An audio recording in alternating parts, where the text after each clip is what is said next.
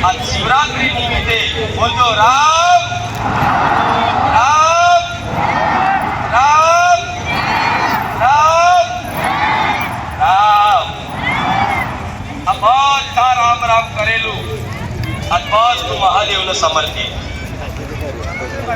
કેમ કે રામનું નામ લેવાથી અતિ પ્રસન્ન મહાદેવ ને પ્રસન્ન કરવા માટે પોતપોતાની રીતે જે પણ સમજ હોય જ્ઞાન હોય એ આધારિત દૂધ ચડાવતા બીલીપત્ર ચડાવતા બધું કરતા પોતપોતાની રીતે પણ સૌથી વધારે જો મહાદેવ પ્રસન્ન થતા હોય ને તો એમની આગળ રામની લીલા ગુણગાન અને રામનું નામ સંભળાવવાથી અતિ પ્રસન્ન થાય મહાદેવ.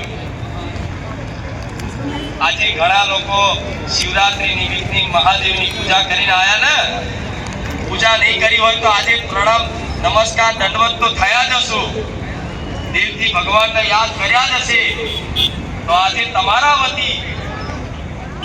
વતી મારા મહાદેવને એવી પ્રાર્થના કરીશું બહુચર મેલડી કે બારેજા ધામ આવનારા તમામ ભક્તોને સુખી કરજો, દરેકનું કલ્યાણ કરજો અને બારેજા ધામ તરફથી જે રામ નામ પ્રદાન કરવામાં આવ્યું છે મારા ભક્તોને, એ રામ નામ રૂપી કલ્યાણકારી મંગલમય નામ બધા મારા ભક્તોની રુચિ થઈ જાય, અંદર પ્રેમ ભાવ જાગી જાય અને રાત દિવસ બસ એમના મુખેથી રામ રામ રામ નીકળતું થઈ જાય એવી મારા મહાદેવને હું પ્રાર્થના કરું.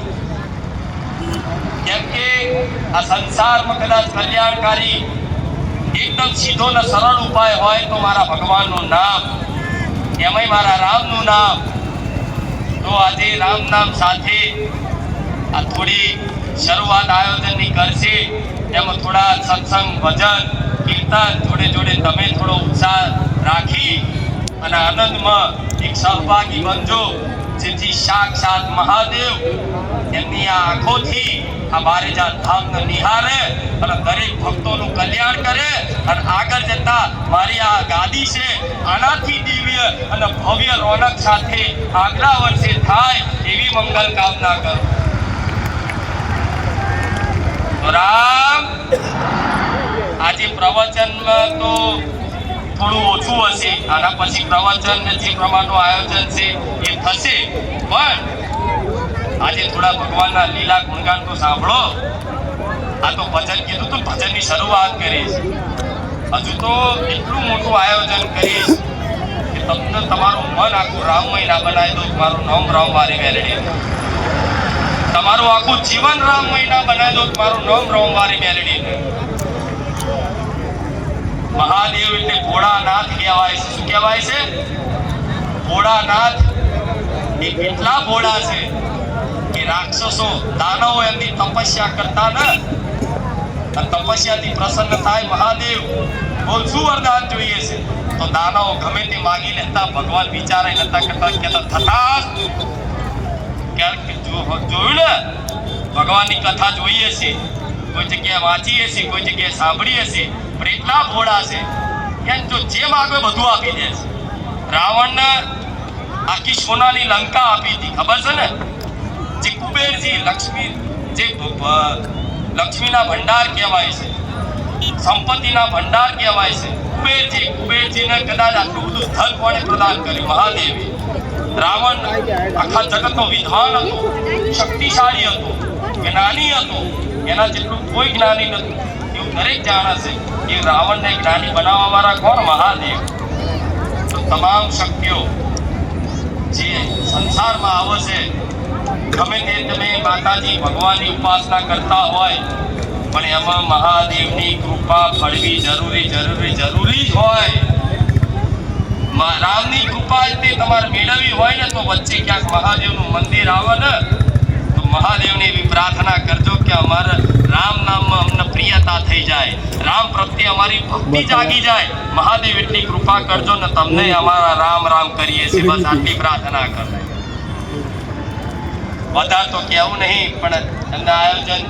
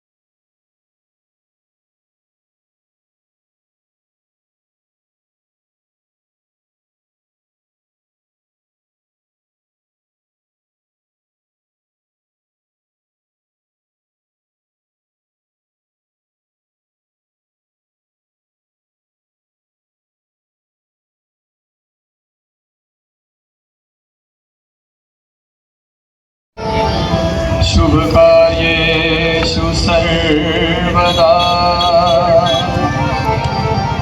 નિર્વિઘ્નમ કુરુ મે દેવ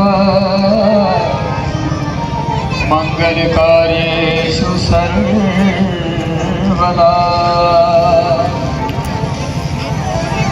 સદા ભવાની સહાય રહો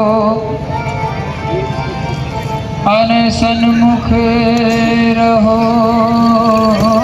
શ્રી ગણેશ પંચદેવ મળી મારી રક્ષા કરો ગુરુ બ્રહ્મા વિષ્ણુ મહેશ યા દેવી સર્વભૂતેષુ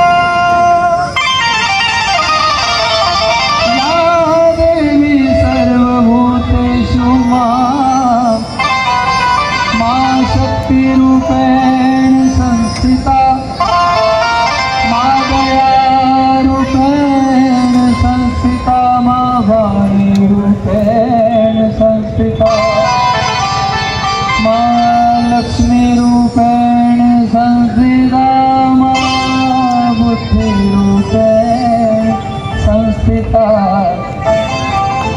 नमस्ते नमस्ते नमस्ते नमो नमः सर्वमंगलमांगल्ये शिवे सर्वार्थसाधिके शरण्ये त्र्यंबके गौरी नारायणे नमोस्तुते ब्रह्मा गुरुर्विष्णु गुरुर्देवो महेश्वरा गुरु साक्षात् परब्रह्म तस्मै श्री गुरुवे नमः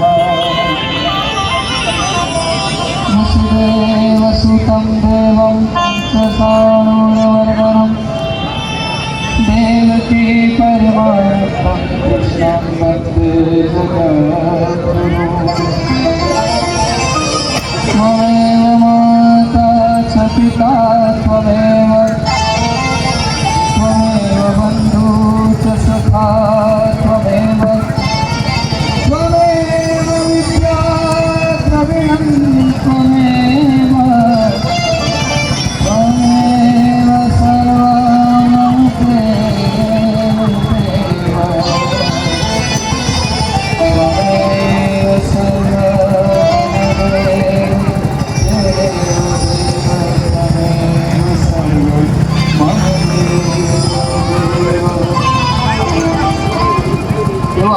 સૌથી પહેલા આપણે પૂજા કરી જુનાનંદ ગણપતિજી મહારાજને યાદ કરીને ત્યારે